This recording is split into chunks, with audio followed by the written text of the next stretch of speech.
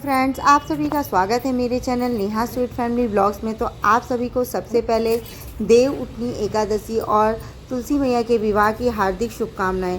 तो आज के मेरे इस ब्लॉग में मैं किस तरह से मैंने तुलसी मैया का विवाह किया, किस तरह से मंडप बनाया, सब आपको देखने को मिलने वाला है।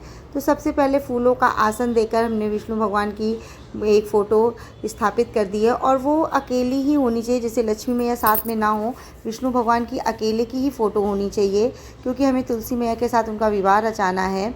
और इधर हम कलश रखेंगे, विवाह है तो कलश रखना तो बनता है। कलश ज़रूर आप लोग भी ज़रूर रखिएगा, बहुत ज़्यादा मेहनत नहीं होती है, बहुत ज़्यादा काम भी नहीं बढ़ता है।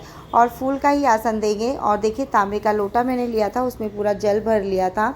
और हम कलश को खाली नहीं रखेंगे, तो उसमें हल्दी की एक गांठ डालेंगे, सुपारी डालेंगे, सिक्का 10 5 का जो भी आपके पास है वो आप डाल दीजिए, और दूर्वा डालेंगे, फूल डालेंगे, और आम का पल्लव ज़रूर आप लोग लगाइएगा। अगर आम का नहीं मिल पा रहा है पत्ती, तो आप लोग अशोक की पत्ती भी लगा सकते हैं। ये देखिए, मैंने आम का पल्लव मंगाया तो था, लेकिन बहुत बड़ी बड़ी पत्तियां थी, वो फिट नहीं हो रही थी कलश में, तो मैंने एक एक पत्ती निकाल के इसको अच्छे से कलश में सेट किया है, कि अच्छे से हमारा इसके ऊपर हम कटोरी जो रखेंगे वो अच्छे से सेट हो जाए।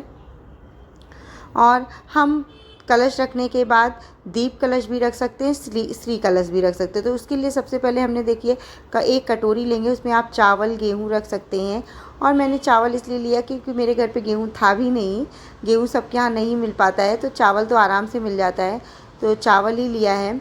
और ये दीप कलश मैंने रखा है। चावल के ऊपर दीप रखने से दीप कलश हो गया, अगर इस पे नारियल रखते तो श्री कलश बन जाता। और सबसे पहले हम एक गणेश जी की मूर्ति छोटी सी रखेंगे और उन्हें फूलों का आसन देंगे। अगर मूर्ति नहीं है तो आप फ़ोटो की जगह, मूर्ति की जगह आप सुपारी भी रख सकते हैं। और दीपक प्रज्वलित कर लेंगे, क्योंकि आपको पता है कि दीपक हमारी पूजा का साक्षी होता है, साक्षी बनता है, और जो पूजा करते हैं। और यहाँ पे मैंने हल्दी और चंदन को मिक्स कर लिया था। तो विष्णु भगवान को, दीपक को, कलश को, आम के पत्तों पे सब जगह हम टीका लगाएंगे, सबकी पूजा करनी है हमें। और कलश कभी खाली नहीं रखते, तो इसलिए हम देखिए कलश पे भी हल्दी से हमने स्वास्तिक बना दिया है। स्वास्तिक लक्ष्मी माता को बहुत पसंद है, तुलसी मैया को, तो इसके लिए हमने देखिए, और शादी में स्वास्तिक का बहुत ही शुभ माना जाता है, शादी विवाह है। तुलसी मैया को भी हमने हल्दी लगा दी है। सबसे पहले हमारे यहाँ हल्दी ही लगती है, तो देखिए विवाह में तुलसी मैया को सबसे पहले हल्दी लग चुकी है। और इसके बाद फिर हम अपने तुलसी मैया को मेहंदी लगा देंगे, क्योंकि हल्दी के बाद मेहंदी की रस्म होती है हमारे यहाँ। तो जो भी रस्में होती हैं वो सब हम अच्छे से निभाएंगे। और इधर फिर विष्णु भगवान को चुनरी पहनाएंगे, वस्त्र देंगे। और पीला विष्णु भगवान को बहुत पसंद है, तो आप लोग कोशिश करिए पीले फूल, पीला वस्त्र पहनाइए। और तुलसी मैया को लाल चुनरी हम पहनाएंगे, क्योंकि माता को लाल बहुत पसंद है, लाल चुनरी। तो इधर देखिए माता रानी बिल्कुल दुल्हन जैसी सज गई हैं, बहुत ही सुंदर लग रही हैं। और इधर जनेऊ अर्पित करेंगे, विष्णु भगवान को हम शादी में जनेऊ पहनाया जाता है। तो पूरा जितना भी हम कर सकते हैं, जिस हिसाब से जिस तरह से, बहुत ही मैंने भी करने की कोशिश की है पूरे विधि विधान से। और बहुत ही प्यार से उनके तनों में हम चूड़ियाँ पहनाएंगे, माता को समझ के कि हाथों में पहना रहे हैं, उनका श्रृंगार करेंगे जितने भी हम अच्छे से कर सकते हैं माता रानी का श्रृंगार। क्योंकि तुलसी मैया को सदा सुहागन का आशीर्वाद मिला था।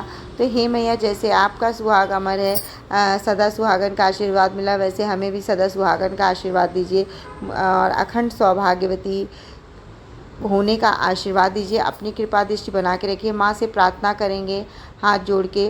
और जो भी सुहाग का सामान आपके पास है, जैसे बिंदी, सिंदूर, मेहंदी, आलता, जो कलर होता है, नेल पेंट है, लिपस्टिक, जो आप चढ़ा सकते हैं, 16 श्रृंगार या 7 श्रृंगार, जितना भी आप चढ़ा सकते हैं वो चढ़ा दीजिए।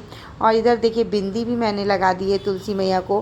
पूरा उनका श्रृंगार बहुत ही अच्छे से प्यार के साथ करेंगे, और इत्र पूरे सुगंधित कर देंगे पूरे माहौल को। और विष्णु भगवान को भी इत्र या परफ्यूम डाल दिया है, और तुलसी मैया के ऊपर भी मैंने छिड़काव कर दिया कि पूरा माहौल बिल्कुल सुगंधित हो जाए, तुलसी मैया का विवाह हो रहा है तो। और बहुत ही सुंदर सा, और जो मतलब खीर, बताशे, लड्डू और इधर मेवे जो भी है आपके पास, फल, मतलब जितना भी आप कर सकते हैं उतना भोग लगाइए। और जो विष्णु भगवान को प्रिय है मैंने वही कोशिश की है। और इधर मैंने पंचामृत भी बना लिया था, क्योंकि विष्णु भगवान को पंचामृत बहुत पसंद है, तो उनकी पसंद का ही शादी में भोजन बना हुआ है उनकी शादी में।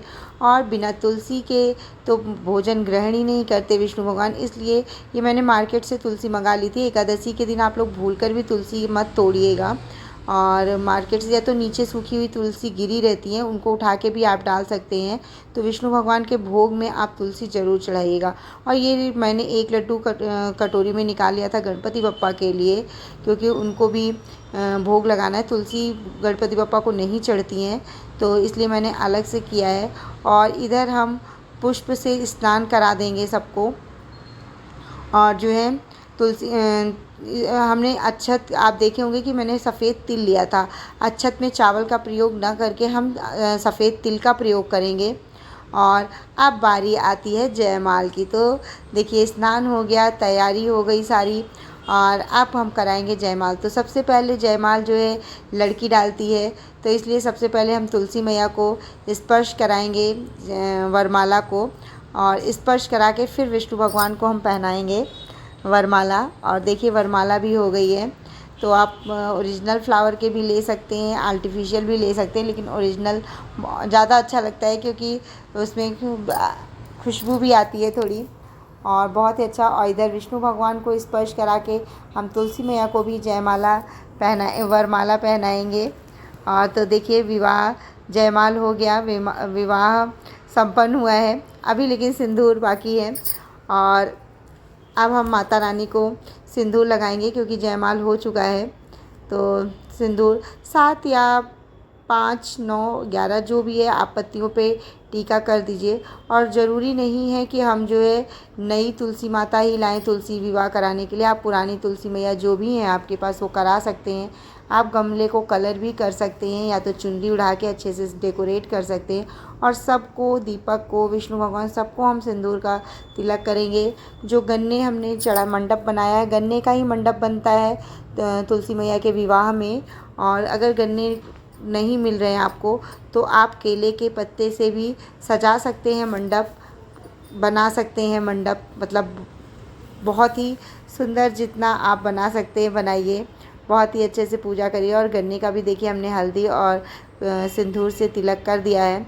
तो आप लोग को मेरा अगर ये वीडियो अच्छा लगा होगा तो प्लीज़ मेरे चैनल को सब्सक्राइब कर लीजिएगा, वीडियो को लाइक करिएगा, और अपने फ्रेंड्स के साथ शेयर करना बिल्कुल मत भूलिएगा। और कमेंट करके बताइएगा कि आपको मेरा ये ब्लॉग कैसा लगा। कमेंट बॉक्स में जय तुलसी मैया लिखना बिल्कुल मत भूलिएगा। तो पूरा विवाह कराने के बाद हम तुलसी चालीसा अगर आपके पास हैं, तो सबसे पहले तो हम गणपति बप्पा की आरती करेंगे, उनका आह्वान करेंगे। और कलश भी हम इसीलिए रखते हैं कि सारी देवी, तुलसी मैया का विष्णु भगवान का विवाह है, तो हम सभी देवी देवताओं को अपने यहाँ विवाह में आमंत्रित करते हैं। तो इसके लिए हम कलश की स्थापना करते हैं। तो कलश आप लोग ज़रूर रखिएगा, और अगर हो सकता है तो व्रत रखिएगा, क्योंकि तुलसी विवाह कराने का एक कन्यादान के बराबर ही फल मिलता है। तो सबसे पहले गणेश जी की आरती कर लेंगे। अगर आपके पास तुलसी चालीसा है तो आप तुलसी चालीसा पढ़ लीजिए, और फिर तुलसी मैया की आरती कर लीजिए, क्योंकि जो आरती संग्रह की बुक होती है उसमें तुलसी मैया की भी आरती रहती है, आराम से मिल जाती है। तो आप ज़रूर तुलसी मैया की आरती कर लीजिए। और फिर विष्णु भगवान की आरती, ओम जय जगदीश, वो आरती कर लीजिए। और पूरी ये पूजा शाम को ही कराई जाती है, दिन में पूजा नहीं होती है। और बहुत ही अच्छे दिन अब की बार एकादशी हमारी पड़ी है, देवउठनी एकादशी गुरुवार के दिन, जो कि विष्णु भगवान का ही दिन है। तो देखिए हमारी पूजा भी अच्छे से, मतलब पूरा विवाह अच्छे से संपन्न हो गया। और जो हमसे भूल चूक हुई है, गलती हो गई, उसे हम माता से प्रार्थना करेंगे कि हे माता, जो हमसे आपके विवाह में भूल चूक गलती हो गई उसे क्षमा कर दीजिएगा, माफ़ कर दीजिएगा। जितना मतलब हम कर सकते थे उतना ही किया है, हम किए हैं, और जो गलती उसे माफ़ करिएगा। दोनों हाथ जोड़ के माफ़ी मांगने के साथ धन्यवाद।